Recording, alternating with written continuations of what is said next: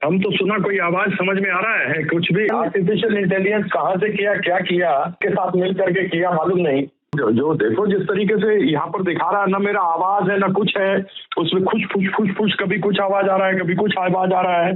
पता नहीं क्या एआई से बनाया, क्या किया नहीं किया। बनाए भी तो अच्छा बनाए ना, ऐसा काहे बनाता है? एआई से भी बनाना है तो सुंदर बनाएगा ना। आप लीगल एक्शन लेंगे?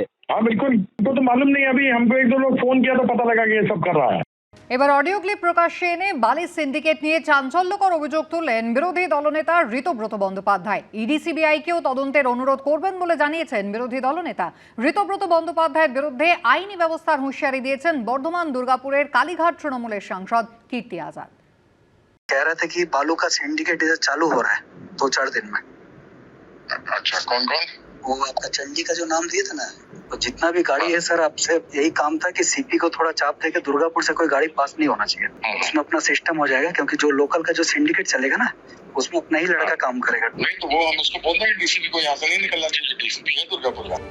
দুর্গাপুর বেল্ট, বালি সিন্ডিকেট, পুলিশকে চাপ, টাকার হিসেব।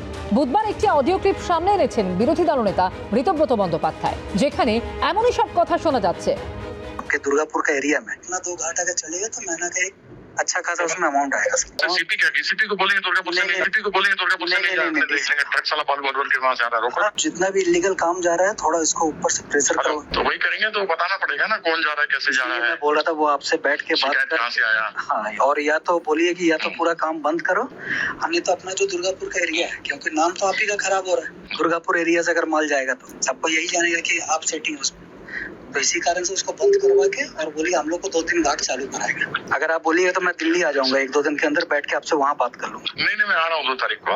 अच्छा, आप आइए, फिर बैठ के बात करता हूँ। दुर्गापुर में 2-4 जगह और सिस्टम का बात हुआ है, ठीक है। पूरा दुर्गापुर में जैसे जो काम चल रहा है, जो भी बात होगा वो मेरा और आप तक ही रहना चाहिए। नहीं तो और किसी को पता भी नहीं रखना है, हमारा नाम नहीं कहीं भी आना।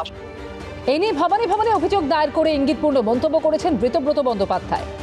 এটার তো কোনো সত্যতা যাচাইয়ের আমার সুযোগ নেই। বোঝা যাচ্ছে এটা দুর্গাপুর বেল্টের গোটা কথোপকথনটাই হচ্ছে বালির, মানে স্যান্ড মাইনিং, বালি মাফিয়ার সঙ্গে। এখন উল্টো দিকে কে আছেন সেটা তো আমি জানি না। আমি একজনের গলাটা কিছুটা চিনি, অনেকেই চেনেন। ঘটনাচক্রে একজন বিশ্বকাপ জয়ী দলের সদস্য আর কি, মানে তিনি সবসময় বলেন আমি বিশ্বকাপ জয়ী দলের সদস্য। আমি রাজ্য পুলিশের কাছে অনুরোধ করেছি, সিআইডির কাছে অনুরোধ করেছি অবিলম্বে তদন্ত করা হোক।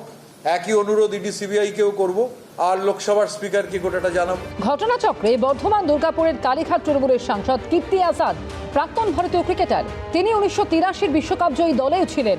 তাহলে কি ঋতব্রত বন্দ্যোপাধ্যায়ের ইঙ্গিত তাঁর দিকে? কীর্তি আজাদ অবশ্য এই নিয়ে আইনি ব্যবস্থার হুঁশিয়ারি দিয়েছেন। এবিপি আনন্দ, এগিয়ে থাকে, এগিয়ে রাখে।